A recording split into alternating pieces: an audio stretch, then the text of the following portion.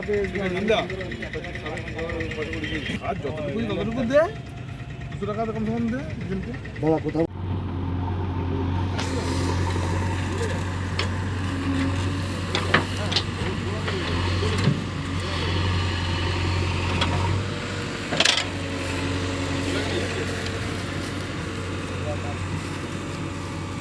কাজের লোককে পেয়ে গেছে, কোলাঘাটে বাস সমস্ত সারা রাত মাঠে পড়ে আছে।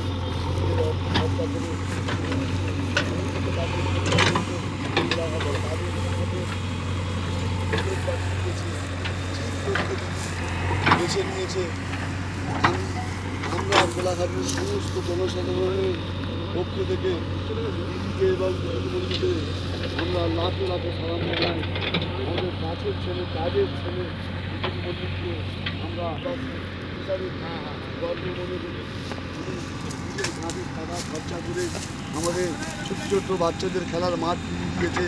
বের করতে হয় পুরো মাঠকে দিয়ে এরপরে রোলার করে ফিলিং বালি ফেলে তৈরি করতে হয়। দাদা ফুটবল খেলা অন্য জায়গায় করে, এখানেই তো করতে পারে, বাড়ির সামনে আগে দেখে খেলতে এই মাঠে খেলতাম, আমি জানি না। 20 বছর এই মাঠ জলে ডুবে থাকে। আচ্ছা, এই বছর ফার্স্ট শুকিয়েছে। কেন শুকিয়েছে?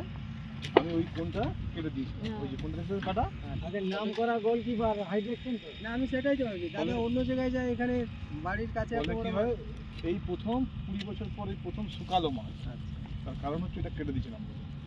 এইবার প্রতি বছরই শুকিয়ে যাবে, কোনো অসুবিধা নেই। আর প্রত্যেকটা এখানে 6টা বুঝলি লালটু, 6টা পাইপ বসাবো প্রত্যেকটা জায়গাতে বোরিং করে করে, কেটে নয়, কেটে নয়। না হলে বড় ট্রাকটা ঠিক করতে হবে।